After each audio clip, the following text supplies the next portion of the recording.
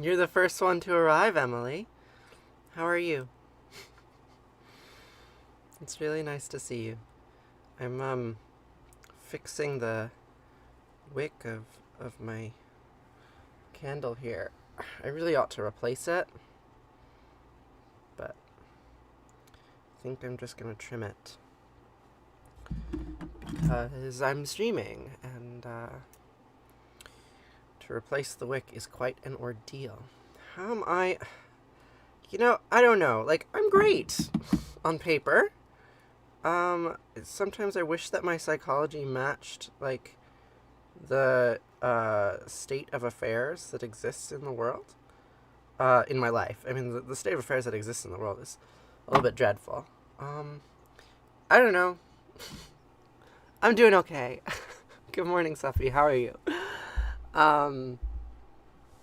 Yeah, I'm doing okay. I had a very emotional day yesterday in a way that I don't really understand or can't describe to you, because do you know that emotions are really often incomprehensible? Getting a late start. Yep. Communication is literally the hardest thing we do. Nice to see you too. How are you doing? You changed your username. Your username used to be something I could pronounce, but now it's changed. Yeah. We communicate as humans in this manner that, like, no non-human creatures ever do. And then we're surprised when the people that we're doing it with aren't very good at it, even though we're not very good at it. And in fact, it's this, like, very bizarre notion, like, oh yeah, you know what we're going to do? We're just going to translate a bunch of neural patterns into utterances, into these little syllables that are supposed to convey what our experience is. But they don't convey what our experience is. It's only this ever, like, terrible approximation. Empathy is hard, Emily. Empathy is very hard. How long have y'all been together? Good morning, Lauren. How are you? Where did I get my shirt? My friend gave it to me because she got pregnant and got larger, and I will not get pregnant, so I can fit into tiny shirts.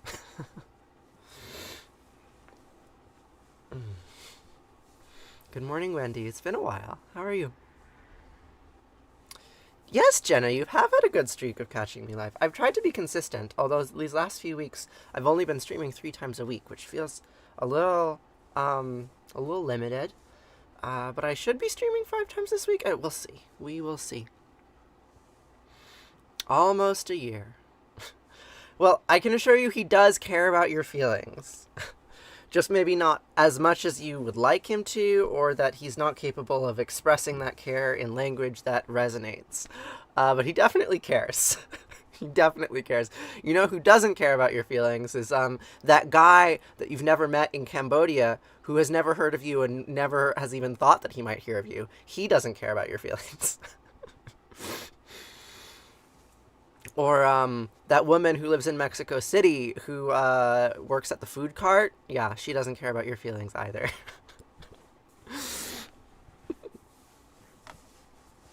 How am I? That's the question that we've started this morning with. How am I? I'm here. I'm alive. I have doubts about my personhood. But Jesus loves me, so everything must be okay. Good. I try to make you smile. So we'll start with a little vocal warm-up. Inhale.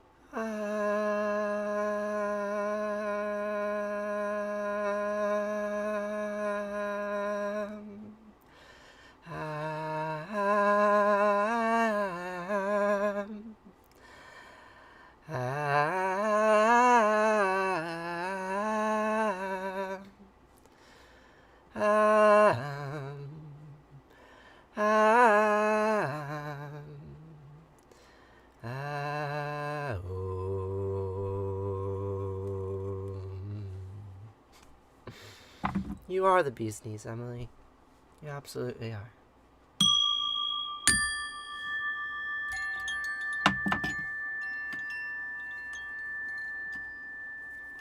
Lost my head covering a little bit. So, in the next 23 minutes, we will say the Shema and the Vahafta, and we will read briefly from the Epic of Gilgamesh, and Gilgamesh's long quest for immortality, which he fails, and yet we're still talking about him and his failures. And then we will say Arati and Kaddish, and then we will conclude for another day of living.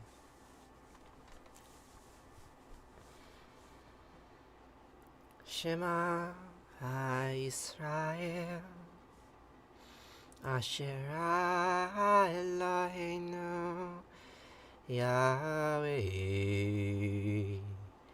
Echad.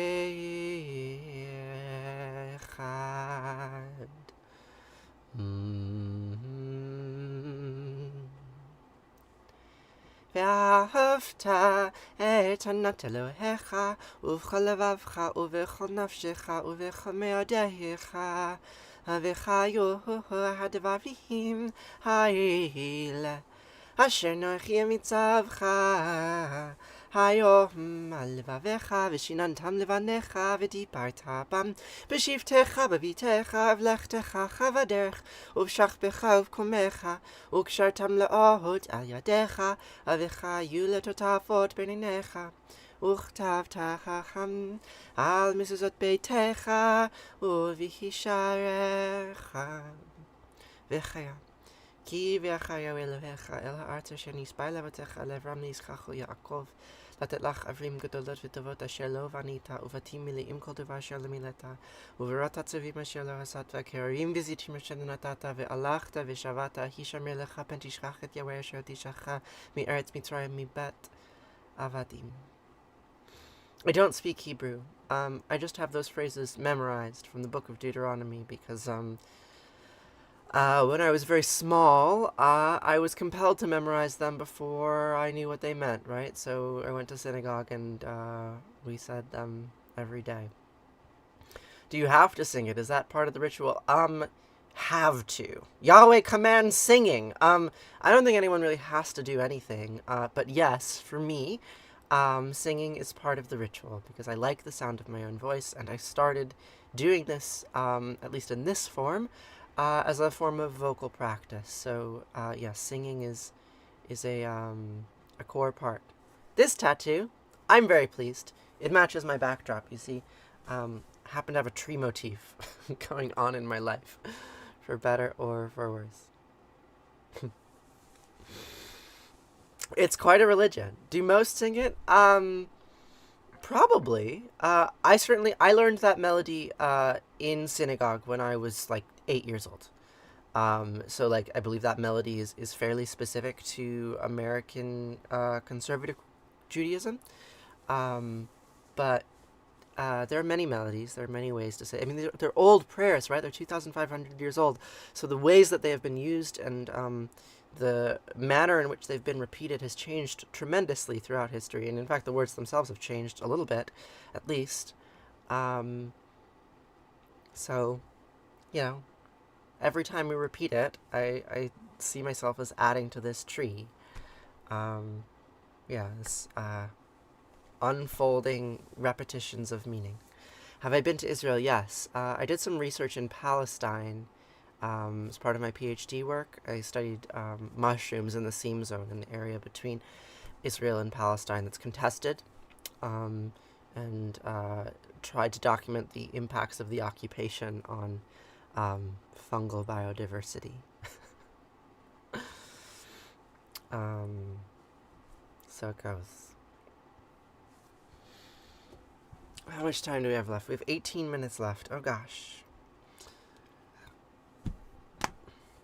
Well, let's continue reading from our story, shall we? So where we left off, Gilgamesh had crossed under the mountain to the place where the sun goes at night. And there, at the end of the world, he met a tavern keeper, an innkeeper. She looked like this. And he's like, "Hey, lady, I really want to live forever." And she's like, "What are you doing here at the end of the world? Stop trying. You're going to fail." And he's like, "But I really want to live forever." And she's like, "Okay, fine. Go talk to the boatkeeper. Maybe the boatkeeper can ferry you across to the land of the dead." And so then he goes to the boatkeeper in a rage for some unspecified reason. He's a hero, he's a king, he's a man. And he approaches the boatkeeper like with this like angry violence and destroys the boatkeeper's sacred amulets that allow him to cross over the river of the dead. And the boatkeeper's like, "You idiot, what did you do? I would have taken you across, but you just got rid of my magic powers." You just got rid of my magic powers, and now we can't cross because you destroyed the special charms. And that's where we left off. "You just had spine surgery, Tania. I'm about to get surgery on my face. They're going to peel off my face. They're going to grind down my skull. They're going to put my face back on. It's terrifying. I will miss the mushroom hunting too after the surgery."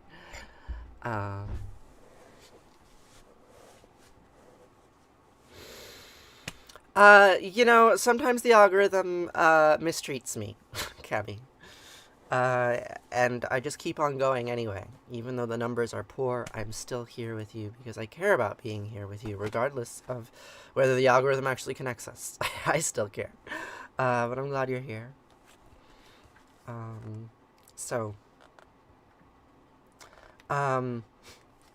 So the boatman says, "The stone charms, Gilgamesh, are what carry me, lest I touch the waters of death. In your fury you have smashed them. The stone charms, they're what I had with me to make the crossing."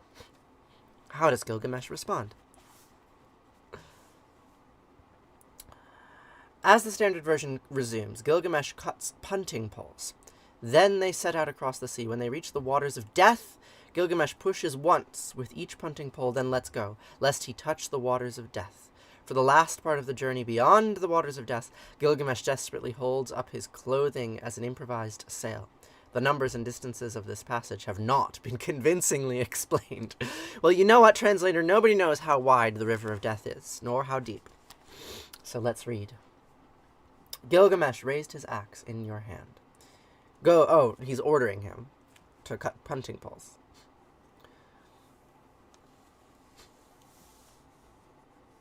"Well, I'm glad that our schedules have aligned, Soppy. Good morning, Will. Hi. It's been like a week. How are you?" Could I re-sign those verses again? Which verses? Am I a bride today? I guess so. Don't really want to give off bride vibes, but I am in pale white, so sure. Who am I marrying, though? That's a question. "You're going to the Cape next week. Cape Cod. I like it there. My mother used to take me there when I was little. It's a really pretty place." So the boatman says, "Gilgamesh, raise the axe in your hand. Go down into the forest. Cut twice 60 poles each, 5 times 12 cubits long. Dress them on the handguards. Bring them to me." Did you find it? No. Will, you've never once offended me. Don't worry. When Gilgamesh heard this, he raised the axe at his side. He drew the sword at his belt. He went down into the forest and cut twice 60 poles each. I understand what he's doing with the axe, but why the sword? 5 times 12 cubits long poles. He dressed them, set on handguards. He brought them, Gilgamesh, to Ur-Shanabi, and they embarked in the boat. They launched the boat. They embarked upon it. A journey of a month and a half they made in 3 days. Ur-Shanabi reached the waters of death. Ur-Shanabi said to him, to Gilgamesh, "Stand back, Gilgamesh. Take the first pole. Your hand must not touch the waters of death. Take the second, the third, the fourth pole, Gilgamesh. Take the 5th, 6th, and 7th pole, Gilgamesh. Take the 8th, 9th, and 10th pole, Gilgamesh. Take the 11th and 12th pole, Gilgamesh." With twice 60, Gilgamesh had used up the poles. Then he, for his part, took off his belt. Gilgamesh tore off the clothes from his body, held high his arms for a mast. Utnapishtim was watching him from a distance. Speaking to himself, he said these words. These words he debated to himself. "Why have the stone charms belonging to the boat been smashed?" Because Gilgamesh is an idiot. That's why. And one not its master embarked thereon. "He who comes here is no man of mine. At his right, but look, he is no man of mine." And with that, we will pass and resume again tomorrow, as Gilgamesh has his encounter with Utnapishtim. So here we have Gilgamesh and Ur-Shanabi in the boat over the waters of death, seeking eternal life. Tanya, thanks for the butterfly. I appreciate it.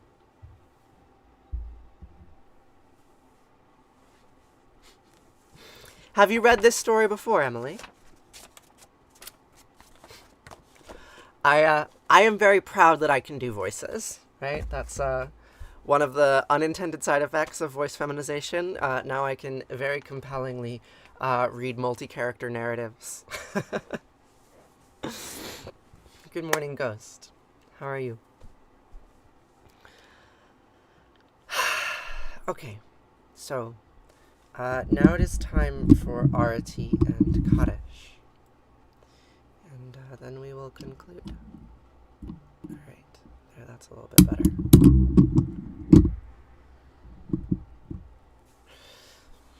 Yeah, I mean, the narrative structure is episodic, so if you miss parts of it, it's okay, because it will likely repeat itself. But still, yeah, it's nice to have the whole thing. And it's weird, like, I'm the only one that actually reads the whole thing, because I'm the only one who's at every single live. Can't expect you all to be here religiously. But I know you've gotten large chunks. That's good. More intense theology or confessions? No.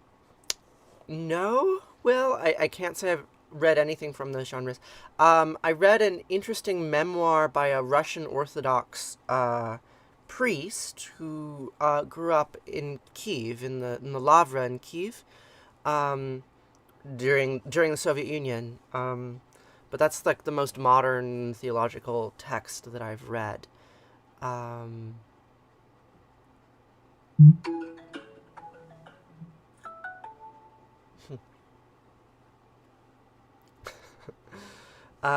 not actually sure what intense theology would be, or what confession as a genre would be. You do church religiously. Calvin's Institute, like John Calvin, from what, 1682 or whatever? No, earlier than that, 1582? I don't actually know when the Calvinist Reformation was. Luther's theses was in 1640. Fuck. Read Hegel, but Hegel's not theology. Yeah, I tend to stick to the old stuff, Will. I don't know why, because I do.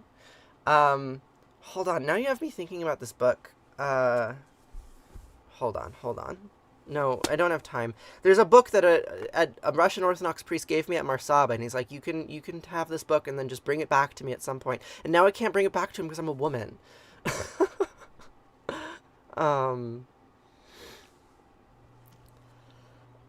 In pretty explicit detail, the doctor, and Luther was the 1500s.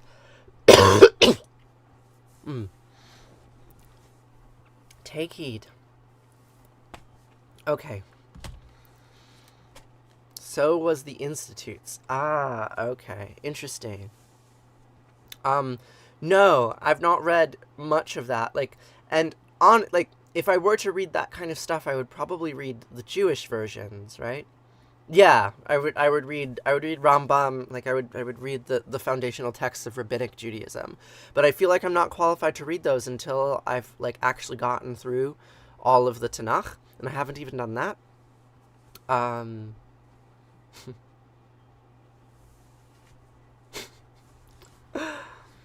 what kind of serving work do you do, Moondance? Um yeah, I'll let you know when I read all those things. We'll get to some Gnostic texts in a few months, once we finish the Epic of Gilgamesh.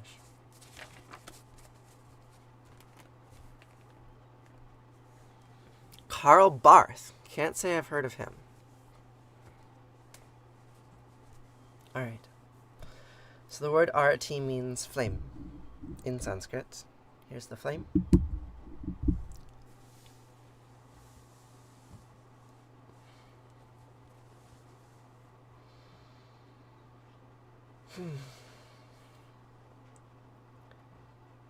Jaya Jayarati Vina Vinayaka Vina Vinayaka Shri Ganesha Jaya Jayarati Subramanya Subramanya Kartikeya Jaya Jayarati Venugopala Venugopala Venuola Papa Vidura Vanita Chora Jaya Jayarati Venkanta Ramana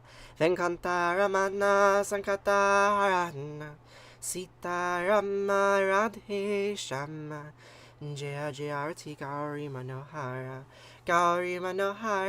Bhavani Sankara Samba Sadashiva Uma Maheshwara Jaya Jayarati Raja Rajeshwari Tripura Sundari Mahalakshmi Mahasaraswati Mahakali Mahashakti Jaya Jayarati Anjaneya Hanumanta Jaya Jayarati Dattatreya Trimutaravatara Jaya Jayarati Adityaya Bhaskareya Jaya Jayarati Sanistaraya Bhaskaraya Jaya Jayarati Sankarachaya Advaita Gurave Jaya Jayarati Sadgurunata Shivananda Jaya Jayarati Vishnu Devananda Jaya Jayarati Agastya Munaye Shriyama Priyaye Jaya Jayarti Ayapa Samine Dharma Shastave Jaya Jayarti Jesus Grave Moses Grave Buddha Grave Jaya Jayarti Muhammad Grave Guru Nanak Grave Samastya Gurubho Namaha Jaya Jayarti Venugopala. I do strive for a good vibe. That one's very pure. Natatra Sayobati Natandrakaratam Nimavidyabati Kutaya Magni Twameva Bantamabandi Sarvam Tasya Basya Samidam Bivanti Om Gange Kayamane Kaivagovari Saraswati Narmade Siddhika Veri Hiya Namastitam Namo Namaha.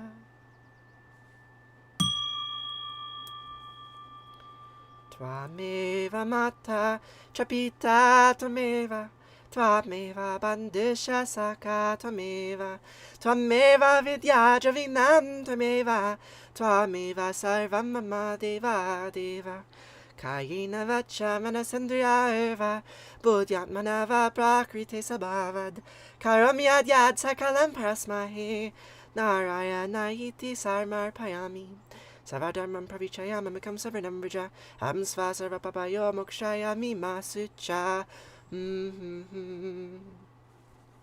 Whatever actions I perform with my body, speech, mind, senses, my nature, my intellect, or my emotions, all these I dedicate to you. Thanks so much for being here today. That's really sweet, Emily.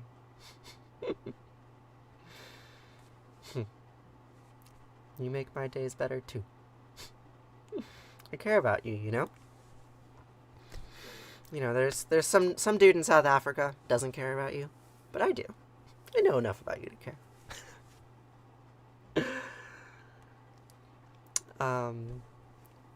So we'll conclude with Kaddish. Kaddish is a prayer of grief.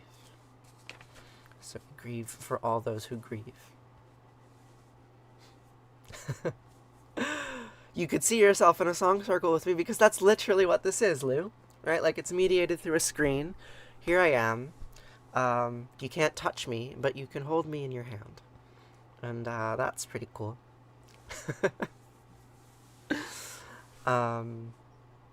We live and we suffer, right? To live is to suffer. All the living things that have ever lived throughout the history of life, every one of them have suffered. And so we say Kaddish to acknowledge that. We acknowledge that even though our lives are filled with pain, they are also filled with joy. And more critically, they are filled with one another, right? We are here. We are here together. Separated by screens and electrons and photons in the ether, and mountains and valleys and oceans and continents and nation borders. Separated by all these things, and yet still we are here together because humans are amazing. And their suffering compels us, our suffering compels us to build things and push boundaries in ways that no other living thing has ever done. And so we are here today connected. Small enough to keep in your pocket. Yeah. Put me in your pocket. I'll be around. Whenever you like. You know, what? I don't know how much content I've put on TikTok. 2 hours? 3 hours? Always there, should you desire to hear my variable voice. So we'll say Kaddish to remember all those who have gone before us and all those who will go after us, that we are connected to them in this tiny way, through this meme, right? This prayer that we say, that we have said for thousands of years and will say for thousands of years more. Some we. Yitgadal v'yitgadash Shema Rabba b'yalma divrachyote v'yamlich malchute b'chayachon v'yomechon v'chayed kol beit Yisrael b'gala b'zman kariv v'yimru. Amen. Yehi shlama Rabba amin Shemaya v'chayim aleinu v'yachol Yisrael v'yimru. Amen. Ose shalom b'imramav huya ase shalom aleinu v'yachol Yisrael v'yimru. Amen. Ose shalom b'imramav Huya say shalom aleinu v'yalachol Yisrael v'yimru v'yimru. Amen. Thanks, friends.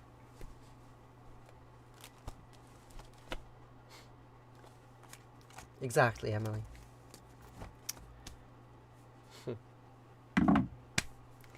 Lots of things can be activated on the internet, Nicholas. Thank you, Emily. I hope you have a lovely day. And I will see you tomorrow to say these words again. Check out the link in my bio for the Discord server. You can join the Discord server. We can chat. And until then, I hope all goes well. Adios. Stay safe.